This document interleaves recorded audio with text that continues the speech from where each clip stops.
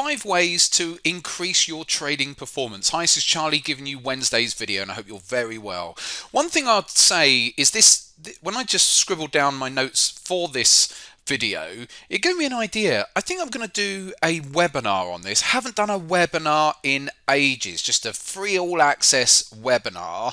So I'm going to do a webinar in February. I haven't come up with a date yet, but it'll be at some point in February. If you're interested, I've just brought up our website here. So if you go to easytrader.com, hopefully you can see the URL there, and you can put in your email address here and where you heard it from us or whatever, and then you just click "You're not a robot," and then you can submit.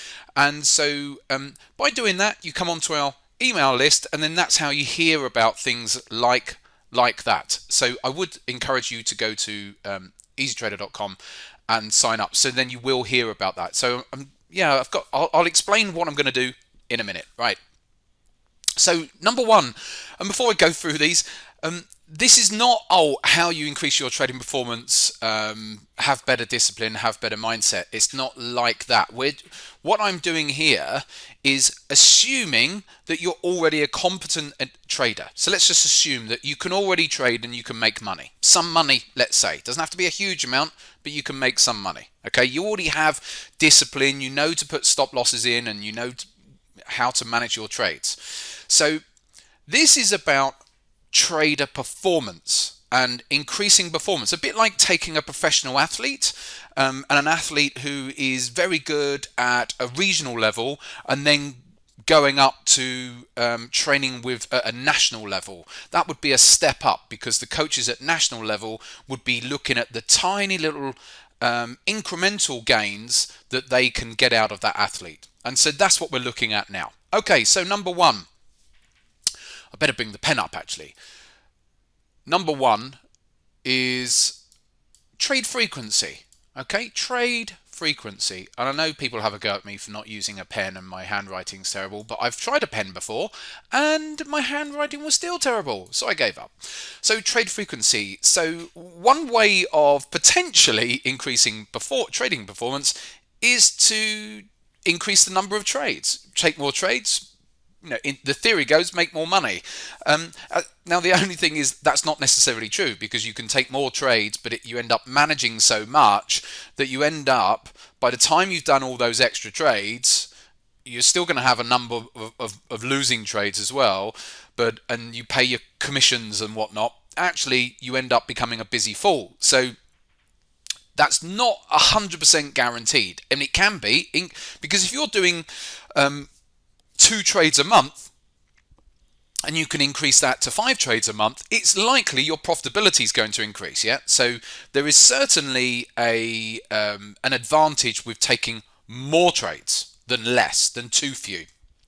But there is this happy medium of ended up having too many trades, and so that's a one to watch out for. But certainly trading frequency, if you can increase your trading frequency, if you're not trading enough, then that could help increase profits. Okay, it's one thing to look at or within your trading. You might say, Charlie, I'm already taking 5 trades a day. Should I actually trade more? But I would argue probably not.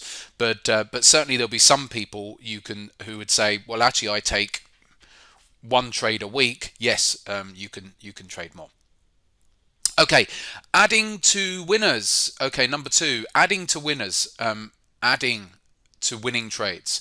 So for example, you get into a trade, wherever it might have been, off of this double bottom down here, so you've bought in down here, and then once the euros, this was a euro dollar, this is a daily chart, once it had for argument's sake broken this red line here that I've got on my chart, and the reason I've got this red line actually on my horizontal line here is because it chops through all of this, and so once it's broken above there, in fact that was a genuine trade that I was in when we broke the high of this candle. Actually, myself and our swing traders added into a position back then. So and adding in on strength, or as the market goes up and then on a pullback. So taking advantage of a trade you're already in, but rather than just sitting on this trade down here and riding it all the way up, which is great, but adding to it periodically at certain points once you can move your stop up or whatever on your first early entries.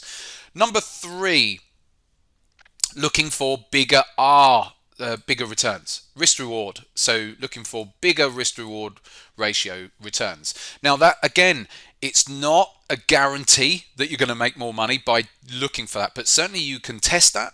Go back and back test your strategy and look and see whether you are leaving too much meat on the table, because sometimes you'll see a trader who will be coming out at, I don't know, let's say 1 to 1.5 risk to reward, and yet they go and do a back test and they realize, I could this trade strategy I can easily run for 1 to 2, and it hardly makes any difference to my win rate or anything like that, but actually I'm making that much more money on my trades. But another thing, usually as you increase the risk to reward, so let's say you go to 1 to 3 for argument's sake, usually the win rate will come down because you're trying to run a trade for longer. The longer you're trying to run a trade for, the more likely it is that a trade might get into profit, but not quite get up there, it peters out, and it ends up becoming a loss or maybe a break-even trade.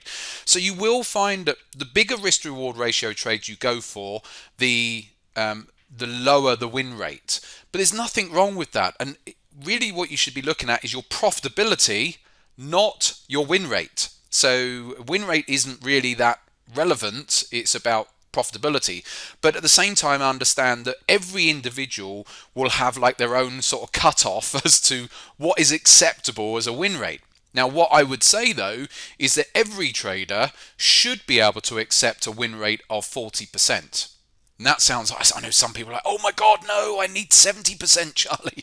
But you should get your mindset into a way of accepting a strategy with a win rate of 40%, because there's lots of brilliant strategies with lower win rates and higher risk to reward ratios that you can develop.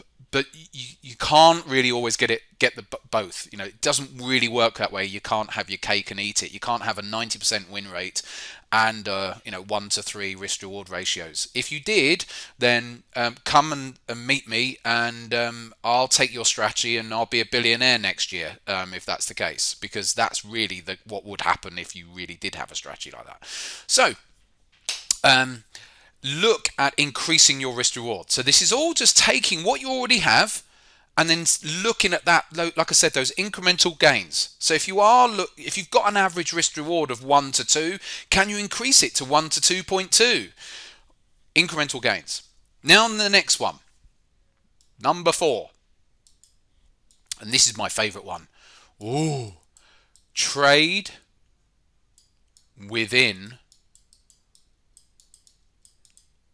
the trade. Oh, what, Charlie? This is your favorite one? Trade within the trade? What's that mean? There we go. Trade within the trade. So if we it's a little bit like adding to winners. It's using that same sort of concept of. Now I'm gonna have to take the pen off because it's getting too messy on there. It's using that same concept of if we take this euro dollar. I just gave that example there where I bought here, added to our trades with the swing traders once we broke above this rejection candle here. It took another couple of weeks to get up there.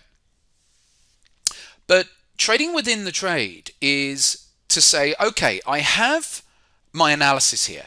And my analysis, I'm going to have to bring the pen back up. My analysis is that I'm bullish on the euro during this phase here. So, which I was in longs with our swing traders during this phase up into somewhere up in the 123s or so. And we'd got in actually back in late September. We'd also had a run back here in the earlier part of the year as well. We'd had a cracking year on the euro last year. Anyway, so you've got that analysis, but you've got all of this. And like I said, you can add on a key break of a level like that. But are there other opportunities within the whole trade that you have, trade idea that you have, to build that position? So what I do is I will take a trade like this trade, and I'll put big add-ins when those big levels off daily charts come in. But the other thing that I'll do is I will use the intraday charts. And if I see maybe a pullback on an hourly chart or a 4-hour chart into a key level, then I'll treat that as an independent trade by itself. So I've got my core trade, which is running, and then here and there, I might get like an independent trade just off an hourly or 4-hourly chart, and I'll put a trade on with its own stop loss level. If it works and it starts to run, I'll bank some profits based on that time frame and intraday-ish sort of profit targets, but I'll normally then hold on to a position, so I won't bank it all, and then that position becomes part of that whole core trade. So what happens is this trade within the trade and the adding to trades, it means that my overall trade position size gets bigger and bigger, but I'm not actually massively increasing risk because of where I'm getting in, and then I'm managing to bank some profits off some of them, move the stops up on others. It gets quite technical, but that's really how the challenge account, what I do with the challenge account. Challenge account's up, as you saw before Christmas, 120 odd percent up to Christmas it was. And so I think it was something like that. No, 114. Sorry, it was 114%. Up to Christmas, wasn't it? So, and that's the type of stuff that I do. So it's not like I'm sitting there trade, doing loads and loads of trades. But once I've got a theme and I've got a bigger time frame that I'm trading over, and I've got a core position, then I'll look for those opportunities to add and also trade within it, going down to a smaller time frame, finding opportunities. And if they start to work, bank some profits off of it, but then always hold on to a position and see if that can run as well. And all of a sudden, your overall position is that much more profitable, because what you're doing is you're taking a trade which, if you just got in down here, you had a stop loss down here and a target up here. For argument's sake, let's say it's a 1 to 3 risk reward. But by doing the adding in and the trading within the trade, you exponentially increase those gains. Rather than it being a 1 to 3, I come out and I'm like, effectively I've made like 1 to 15 or 1 to 20 on that trade because of the other stuff going on. So it's quite technical, and that's what I've decided I'm going to do a webinar on. So on this trading within the trade, because it is technical, and I'll give examples on how to actually go about you don't adding in and taking those independent trades. You don't have to be a day trader, because like I said, you can be using hourly charts, 4-hourly charts, so you don't have to be a day trader for this. But I'm going to demonstrate how you can compound a trade that you're in anyway, and you've got a further away target. How can we capitalize on that without actually taking on too much more risk? There might be a little bit more risk, but I'm going to explain at times, but not dramatically so. And so I'm going to explain how I go about doing that in this current challenge. And so that'll be some point in February. And lastly, and the last one is number 5, is using stats, which you sort of have anyway, but stats with multiple time frames. It's one of the biggest things for me in my trading over the years is using multiple time frame analysis. So I'm never blinkered on using a 5-minute chart or an hourly chart or a 4-hourly chart. Whatever time frame you might be executing off, you should still be aware of what's going on those higher time frames.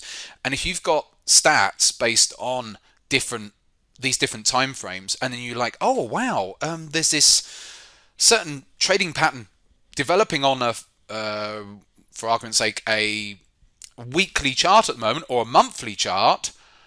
Well, okay, although I'm executing and trading right down there on the daily or 4-hourly chart, I want to be trading with that bigger pattern, in the direction of that bigger pattern. So that's another way of using the stats and multiple time frames to increase trading performance, because if you go out to those multiple time frames, they help you realize, I do need to try and sit on this trade that bit longer. All comes back down to trying to get the most profit from your trades. Get more profit from your trades, you increase your trading profitability. Hopefully that's given you some food for thought there today. A slightly longer video. I'll be back at the weekend for another video then. Take care, enjoy your weeks.